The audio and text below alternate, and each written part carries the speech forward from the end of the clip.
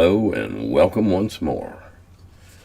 Had an interesting day today, but I'm going to wait to the end to tell you about it. Apparently, I'm either being paid back for being late last time, or last one was boring because we didn't have too many comments. So this one might go rather quickly. So if you're having your Saturday breakfast, don't plan on the pancakes. Thanks for the answer on old school systems. A new one hit Kickstarter this week and almost instantly went over $500,000 as of this writing. It's called Shadow Dark by the Arcane Library. Essentially, it's a rules light system trying to capture the feeling of old school dungeon crawling. I wonder if you have heard of it. Only vaguely. And more power to them. This elusive quest to get the feel of, it's become almost mythical, a holy grail of game design, is they want to feel like the old gaming. And this might be a great set. I don't know. I'm not talking, down on them. But if you want to get the feel of the old set, old school, pick up Swords and Wizardry, pick up Osric, pick up an old copy, a beat up copy of D&D, or first or second edition. But we'll see. Over $500,000. Well, and again, I'm not denigrating the game. I don't know very much about it at all, except I heard of that too. Isn't it wonderful timing for them that this still seething anger with Hasbro and Wizards of the Coast is still a factor? People are mad. I'm going to buy something else. I'm going to eschew Wizards of the Coast and Hasbro and go on to new fields. And this one comes out. And apparently they had a very good, well-prepared professional Kickstarter. And they struck while the iron was hot. Well, I hope it is good. I hope it's well written. All right. I still remember the first time playing a role-playing game that included dice, which must have been at least 5 years ago. Well, okay, you're new to the hobby. A group of friends together role-playing and the GM throwing dice since nobody else had any. Well, yeah, that's the way I started in 1974.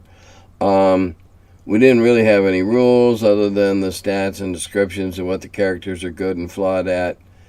We had fun until drama came along. However, what I think about D&D, other tabletop games, and any other game, we are here to have fun, have a nice time with friends, no matter what the game is. Absolutely. There was some Facebook thing, what's the unwritten rule of tabletop role-playing gaming or whatever, and it went down 14 or 19 responses before somebody mentioned fun. Why are we doing it? Have fun. And I agree. That's what it is. Whatever you're playing, whatever you call it, homebrew, whatever, have fun. I would imagine that a whole bunch of us, if it would so happen that a bunch of us gamers were on a gaming cruise to wherever, and got stranded on an island, we'd invent some games that we would find great pleasure in playing and arguing about, but we'd find something. Okay, I have a literary question, but it needs a little background, so please bear with. Most people are familiar with D&D's drow, yet they aren't the drow of folklore. They were inspired by a rich mix of literary influences with a name pulled from folklore. The drow of folklore were actually more like goblins or sinister hobbits. Yet there was also a much more sinister tradition associated with the word. Poul Anderson used the word drow to mean draugr or barrow wight in both the broken sword and the tail of hawk. Yep, I do recall. Yes. Yep. He had to have gotten that from somewhere. As nearly as I can gather, it's part of Scandinavian myth. There's also a passing reference to drow in Fritz Leiber's Rime Isle, a Fafhrd grey mouser tale steeped in Norse myth. It is most likely referring to draugr there too. So there would seem to have been at least a burgeoning literary tradition about the use of the word drow to have this meaning. Oddly enough, I haven't found any other fiction that carried this torch. Are you aware of any other authors or titles that followed this tradition? Also, what impact do you think it would have had on D&D and the hobby had Gary been inspired by this tradition rather than Edgar Rice Burroughs' Firstborn of Barsoom, among others? Well, you're right. This last bit is pure speculation. One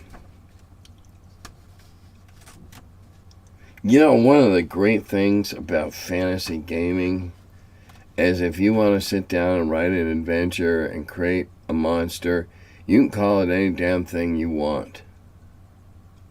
Now, I don't know what was in Gary's head when he was doing this, because he was writing these after the point where I had ceased to work on games and was working solely on my division periodicals. So I have no idea. I cannot answer that. But hey, drow or drow. He made the drow bad elves. I thought, from what I had known of Scandinavian myth and the draugr or the drow, was that they were bad fae of some sort. They're, a nasty enemy, and they can be great fun for the DM to run as you try to defeat them. Halfway through. Hasn't been long, has it? Okay, this is I must have made an offhand remark about not knowing what was being referenced. These things are so off the cuff, pseudo-spontaneous, that I used to watch them after I taped them to see what I had said. In case you didn't know, Modifius produces John Carter of Mars RPG, and they do make miniatures should the topic arise again. Good to know. The very last comment before my stuff down here, we'll reference this again. Getting the funny dice was a big mess at first. Let's see. In my experience, I sometimes have to stop and think of what those letters mean. They just weren't available, so we used blank chits from Avalon Hill's parts catalog. It was only luck I was in a wargaming household. I even knew about that resource. Coffee cups and chits were all over the place. When the dice finally became available, they were like gold. Well, yeah, okay, and bravo for taking the initiative to find a randomizer. There's a well-known episode at TSR that one or both of the Blooms screwed up and didn't reorder some dice, and one of the products all collated, it's all printed, it's collected, put in the. Where's the dice? Dice? And they ended up printing chits, half sheets as I recall, of chits to do the same thing until they and it wasn't like I don't know if they honored that and you could send in and get the dice that went with it, or if you had to buy the dice separately. I don't know, but TSR did chits for a while too. Any randomizing method is fine if it's random. You don't look in the chits and pick one. You hold the chits up and you pick one, and you hopefully that they don't feel different than each other, and whatever works. Oh, I just knocked something on the floor. I wonder what that was. Oh, I hope it wasn't anything important.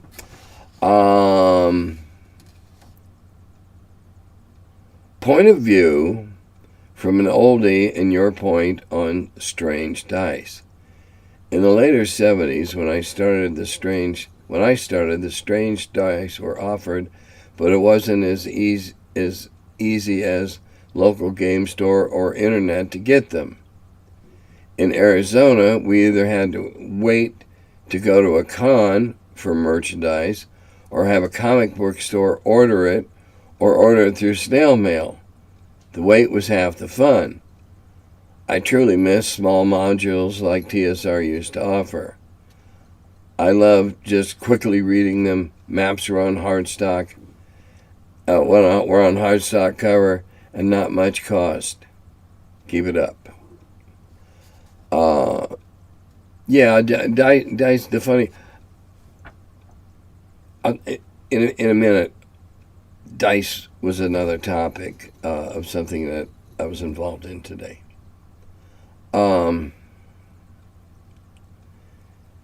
You're perfectly correct about the funny dice being a problem early.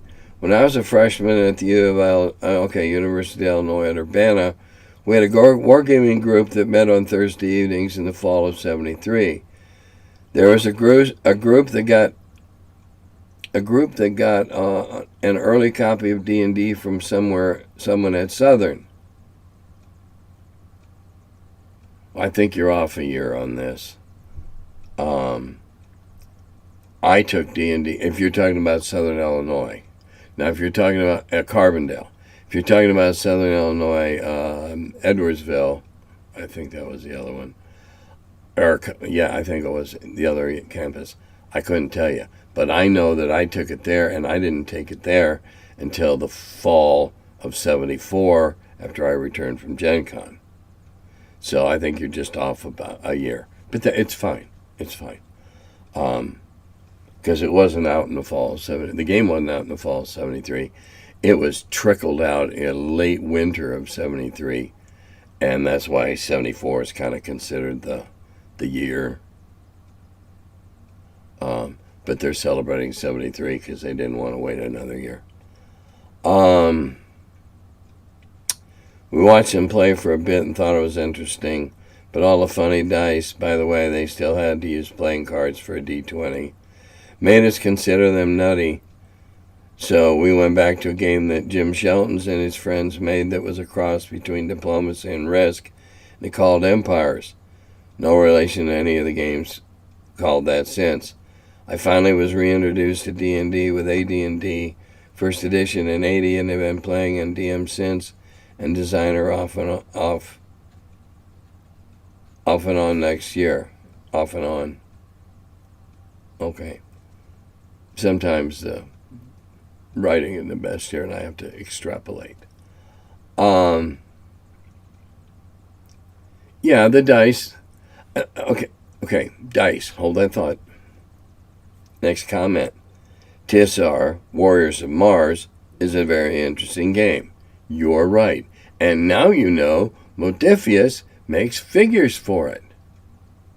What I remember about playing Mars is those big four-armed dudes, the Tharks or whatever they are. Jesus criminy, they were melee fighters. A unit of those, oh God, they just literally tore people apart.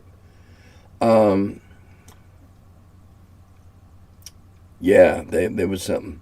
Okay, dice. Today. Okay. I had the good fortune today to do a turn as a guest lecturer for a game design class at the University of Cincinnati that is taught by George Loki Williams, who if you're in the Facebook gaming committee, Wait a minute. I'm trying to get ahead of myself here.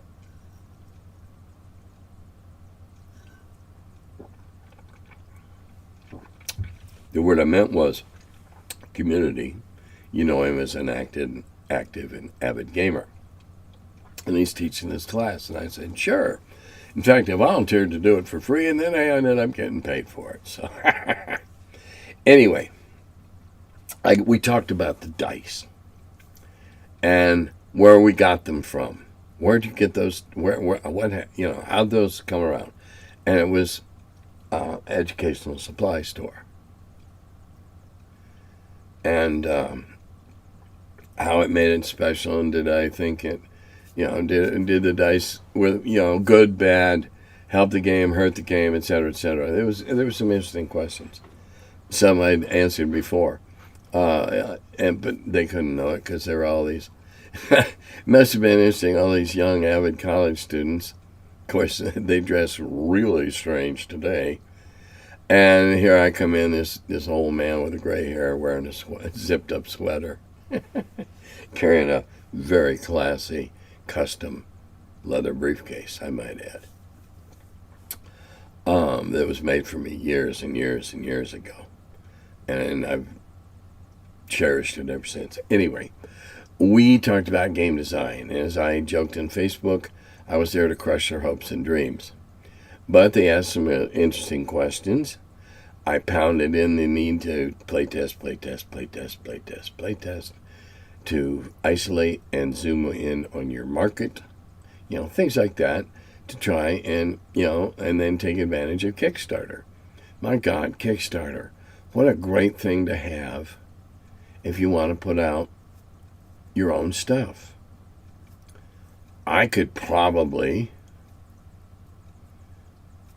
kickstart some of the modules that I've written, adventures, that I've never published. I probably could. I'd rather find somebody that wants to do it with me, another company or person, and split it, because I'm really not enthused about all the work that would entail. But anyway, I digress.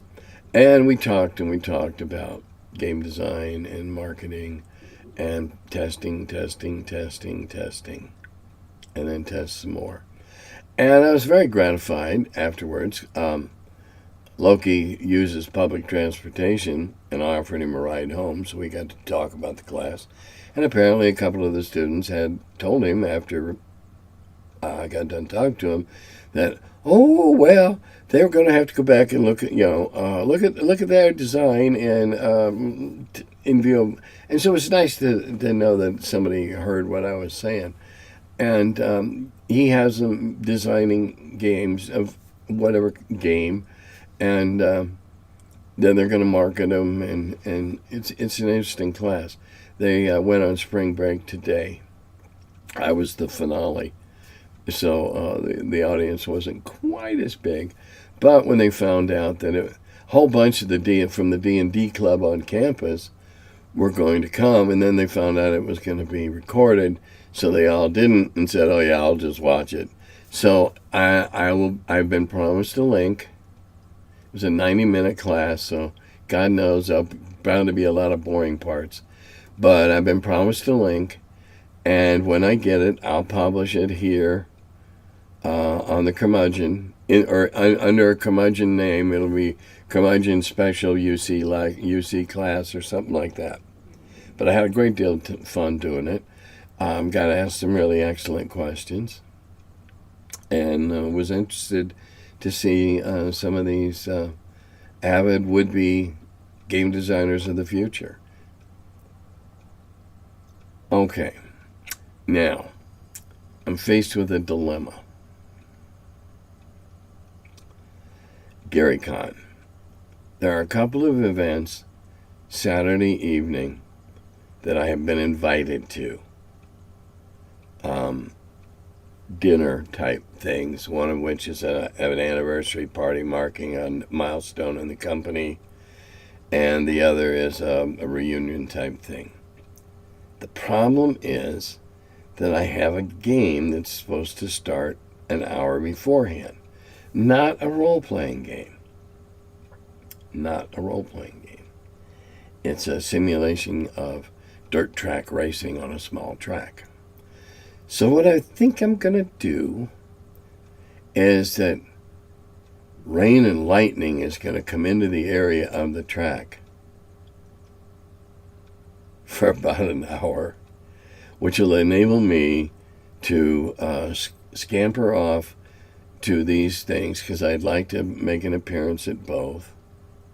I don't want to seem aloof. I got to quit making Saturday games. That's all there is to it. So I think that's what I'm going to do. I'm going to, in the meantime, in between time, I'll find out who is registered, and I'll probably give them a warning and let them know in advance so they don't feel jacked over. Or we can just start the game an hour later. Because I really would, I really do cherish the one of the two invitations. I'm pleased to have gotten it. So that's my dilemma. So I'm making another one next week, but I won't make one the week afterwards because I'll be at GaryCon. So I hope you're coming. All of you that are, look for me. I think Old Guard Games is going to have me doing a signing session or two of an hour at their booth. I'm not sure. I told him, yeah. He asked me. I said, yeah, okay, I will. So I don't know. I intend to be at the booth for Wizard Tower because that's the D20 delving game. And I want to be there for that. And I'll be busy, but I'll be having fun. And if you come, you'll probably have fun too, because it's just really hard to not have fun at GaryCon. Until then, Dodada Gobi.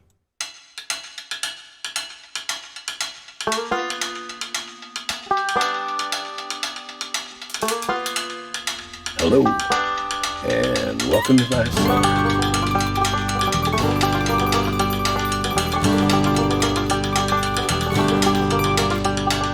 He's the curmudgeon who wrote about the dungeons. Now he's the feller, live from the cellar.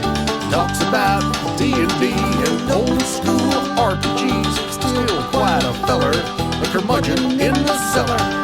Last man around when them rates went down. Called it Gary in that Lake Geneva town. Hey Gary, it's an awful mess. Let me edit, we'll have success. D&D and Dragon Magazine. He's a curmudgeon who wrote about the dungeons. Now he's the feller, live from the cellar. Talks about D&D and old school RPGs, but he's still quite the feller, the curmudgeon in the cellar. Magic missile, it's a mortar shell. Make it hit in the first level spell. Brought psionics to the game to attack that wizard's brain. DSR and fantasy, collection of micro armory. Titan with tramp under a tree, high as could be. He's the curmudgeon who wrote about the dungeons. Now he's the feller, live from the cellar. Talks about D&D and old school RPGs, but he's still quite the feller, the curmudgeon in the cellar. Still quite the feller, the curmudgeon in the cellar. Curmudgeon.